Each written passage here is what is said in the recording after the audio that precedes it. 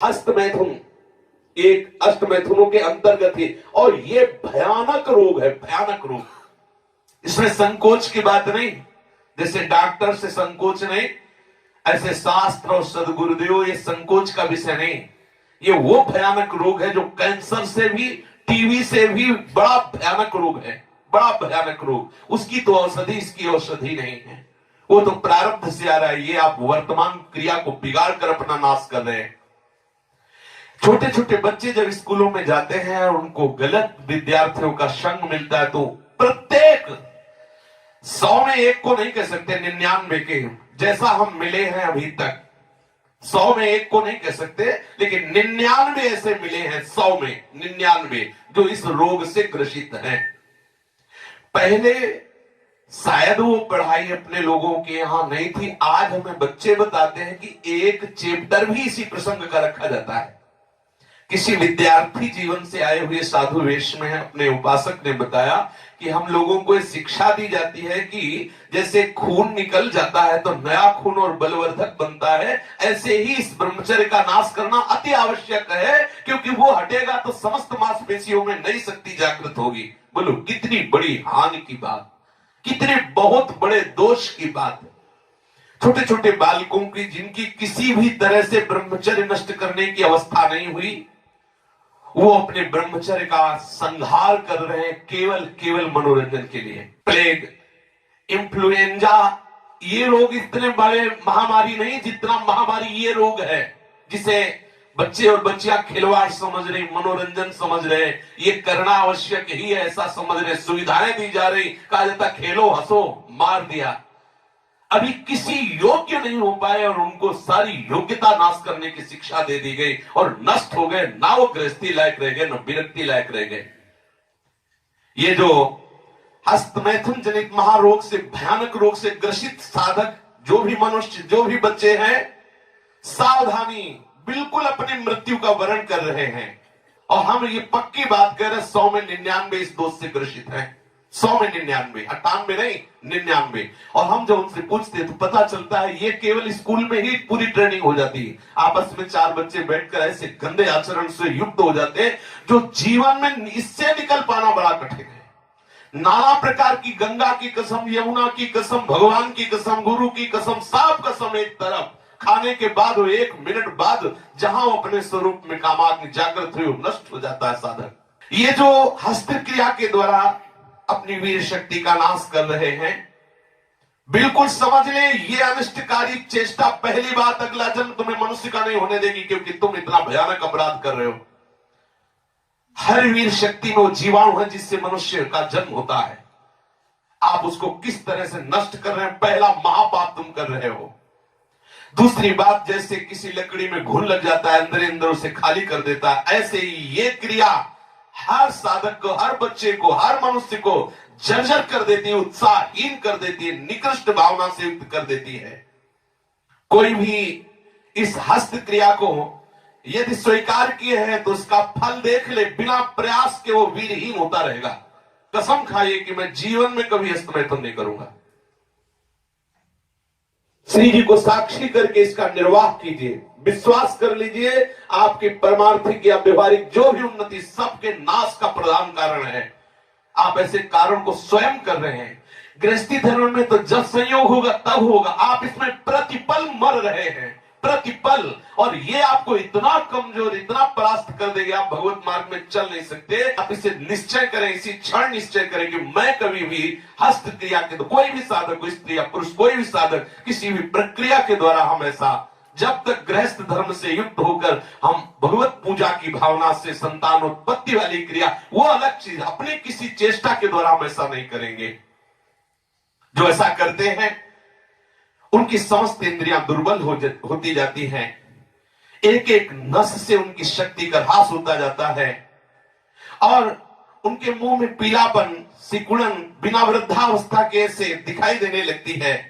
नस में दौर्बल्य, बार बार स्वप्न दोष, नाना प्रकार के गंदे संकल्प, नाना प्रकार की जलन उनके हृदय में प्रकाशित हो जाती है और वीर शक्ति इतनी द्रवित हो जाती है कि उनको पता ही नहीं लगता कब स्खलित हो गई। इसलिए साधक सावधान, ऐसी गलती बिल्कुल न करें, बिल्कुल न करें।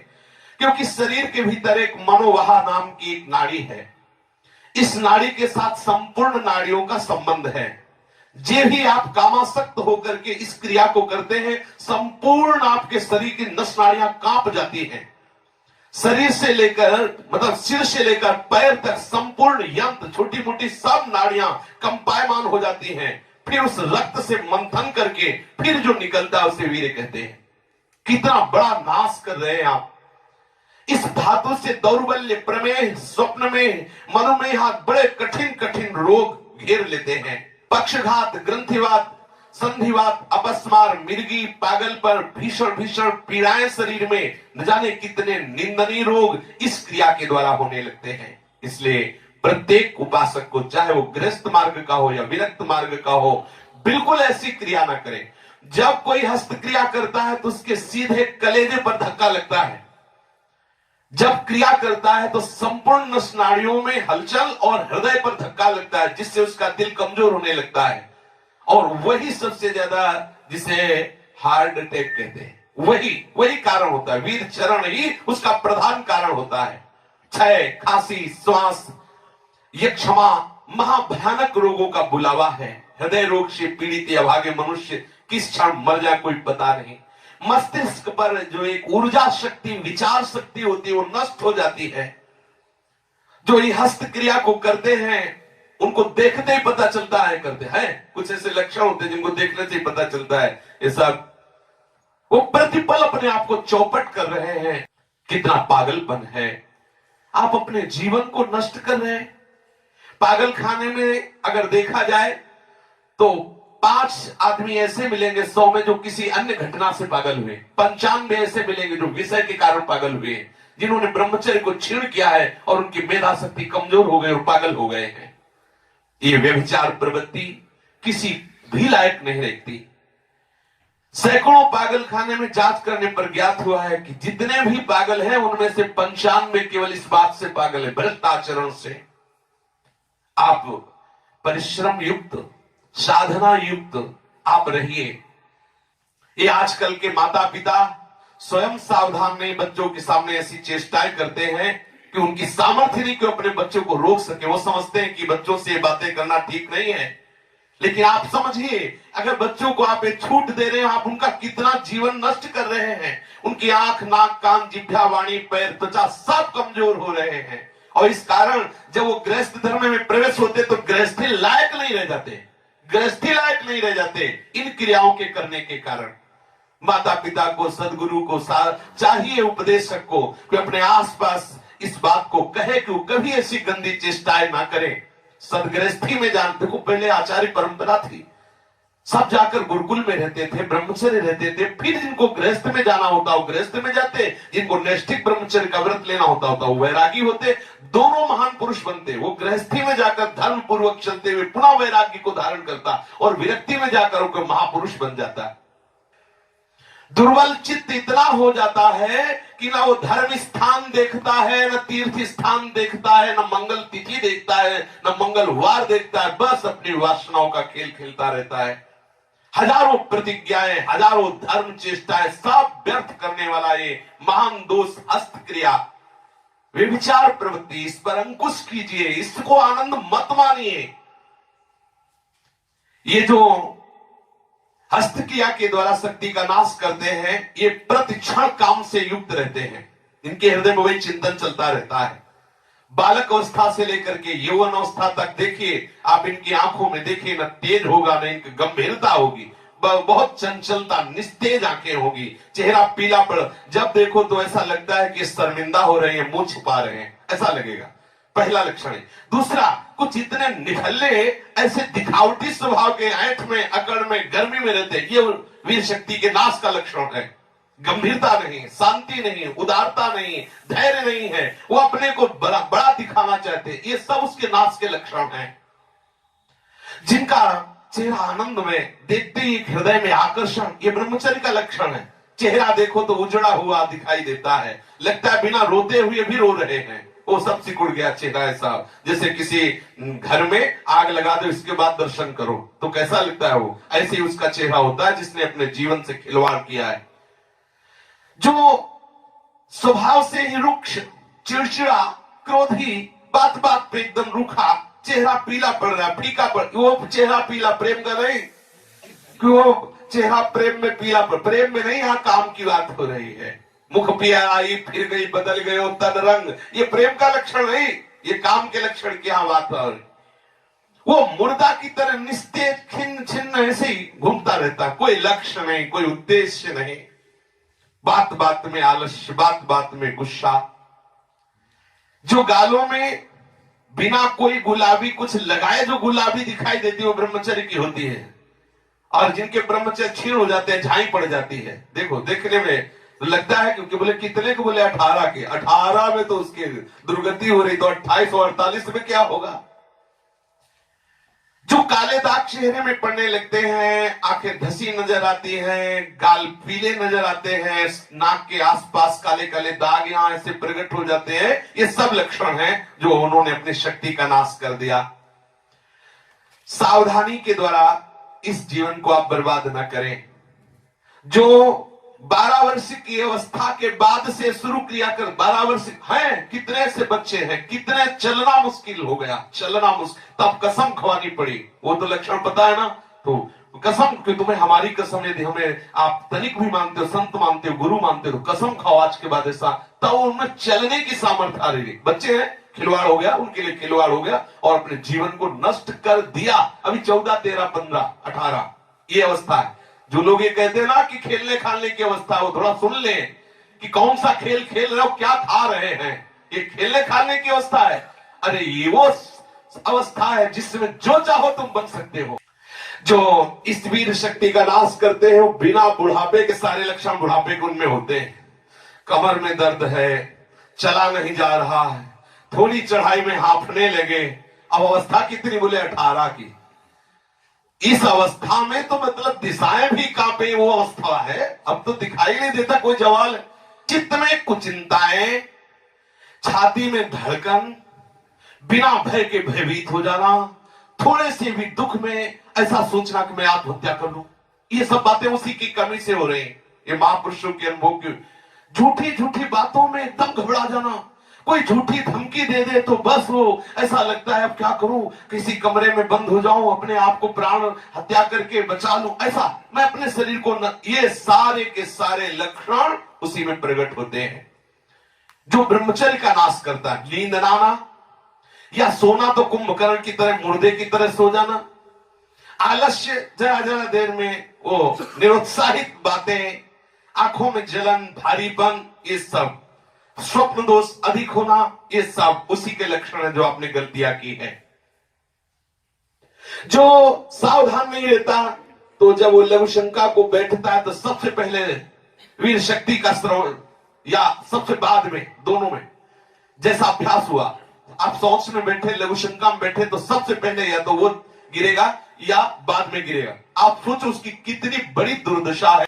वीर का पाचन नहीं होता, भोजन का पाचन, रस रस का पाचन, रक्त रक्त का पाचन, मांस मांस का पाचन, जो मज्जा, अस्थि और ये सप्तम धातु वीर का पाचन नहीं हो सकता।